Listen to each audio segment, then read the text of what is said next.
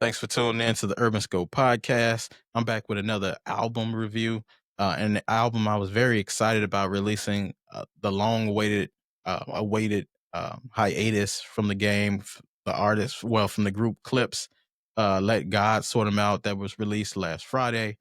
Now, I was excited about this release and I stayed up till 11 p.m. to listen to this album because I saw the track list and I was excited about the track list.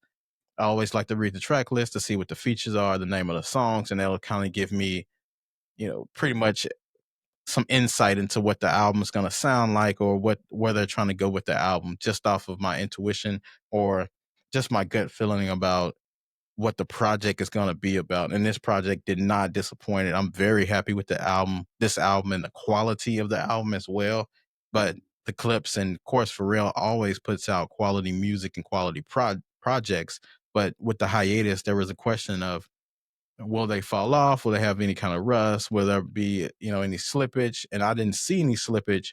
I only saw greatness where they left off, even better actually.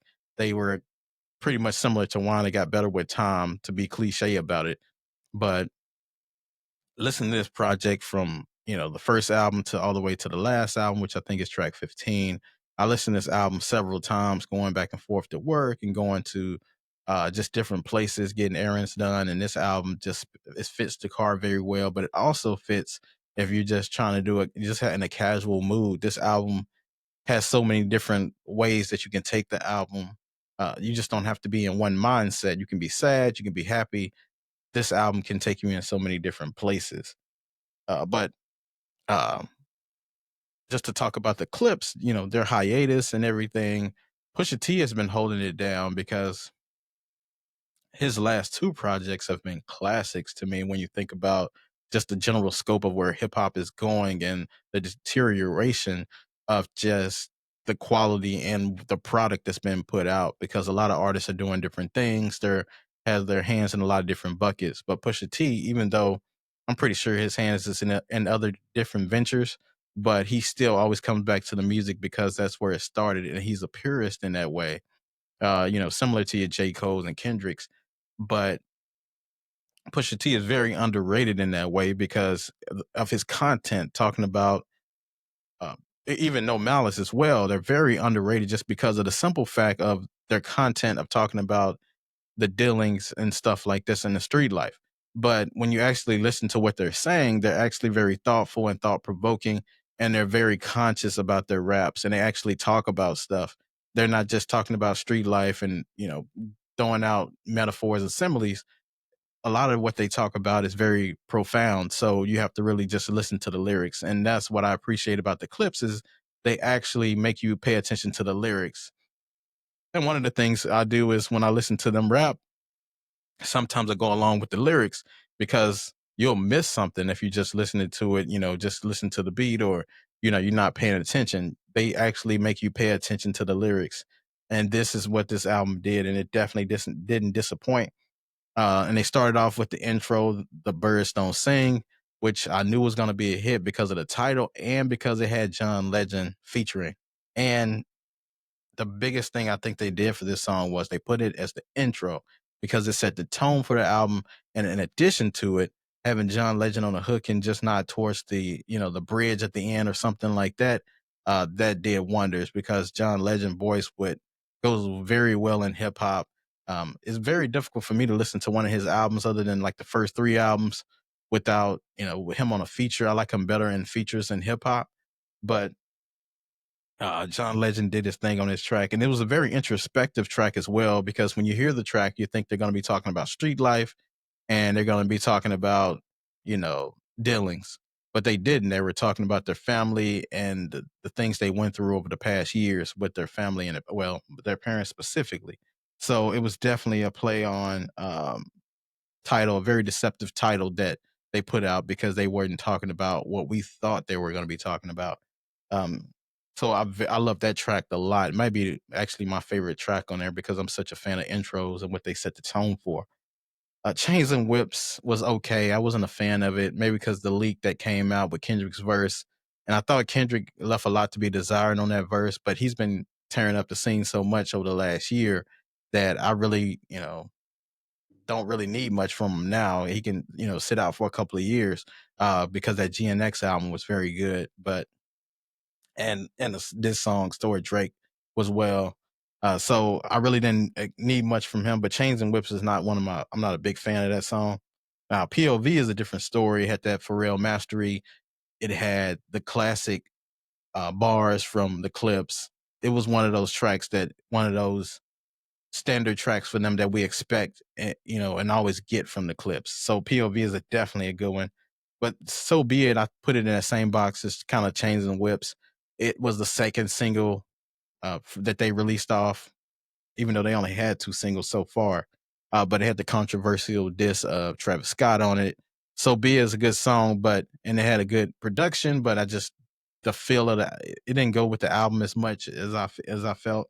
Uh, Now Ace Trumpets, which is the lead single, I'm a big fan of that song, and I think it stands out from the rest. It doesn't sound like any other song on the album, especially Pusha T's mastery on the hooks, ballerinas pirouetting inside my snow globe, shopping sprees in Soho, you had to see it. That was some classic bars from him. That's something that he would probably put on his album.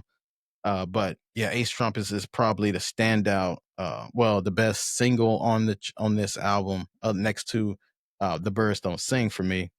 Now, Mike Tyson "Blow to the Face" is one of my favorite tracks and one of the best on the album, sonically. Now, when you hear this song, I was interested in the song because of the acronyms, and I was like, "What does that acronym mean?" So I'm listening to the song, trying to get the acronym. And just a side note, Clipse is probably, well, I'm gonna say this flat out because I don't know anybody else that does it as much. But between Clipse and Pharrell's solo, I mean not Pharrell's solo project, but Pusha T's solo project and Clipse albums, they might be the best with the acronym games because they do a lot of song titles with acronyms that make you want to listen to the song to find out what the acronym is. And this album was no different with the Ibiza acronym, and they had other ones. But then Pusha T had the famous acronym for snitch, which is sorry, brother, I'm trying to come home. So they've been doing the acronym thing. I don't know if that's just a part of their brand, doing the acronyms, or they just think of long song titles and you can't make them the song titles that long. So you have to kind of abbreviate them. So I think that's what they're doing. But they're one of the best at the acronym games to get the listener to listen to the song to find out what the acronym is. So just another side note. But I talked about EBITDA, which is, if you took any kind of accounting classes or any kind of business classes, that's earnings before interest, taxes, depreciation, and amortization. So they were preaching finance on this album, as well as talking about the street life and talking about their family and just talking about the game in general. So the clips were you know, very intelligent the way they approached this album and they approached this project. And hopefully they'll come out with more projects soon and we don't have another big hiatus like this, especially with the return of No Malice, and he didn't miss a beat. Oh, and they also had FICO, was a single, um, which with Stove God, which was an excellent hook from him. Another FICO, another finance reference. But this album, just the production was well, because of course Pharrell did the production, but I think the fluidity in the project in general just seemed very thought out and very strategic. Like they had a plan, and they had a plan, and they took over with this plan. And so far, to me, this is the best album of the year from anybody. Nobody really released a project with this much thought into it. And the only complaint I had about this album is just Nas only rapped for about 30 to 45 seconds on one of the songs, and that was it. But other than that, the album was masterful, and it was the best project so far this year. And one of the best projects in the Clipse discography, other than, their first album, Lord Willing. But this probably is second for me in their discography. That Lord Willing album was just different. It was just ahead of its time, but it was their first project. But this project definitely had a feel of a Rick Ross album with just the production and the crisp lyrics and the crisp sound, crisp everything. That was just definitely a masterclass on how to do hip hop. So definitely check out this project if you haven't heard it yet. And until next time, I'll see you next time.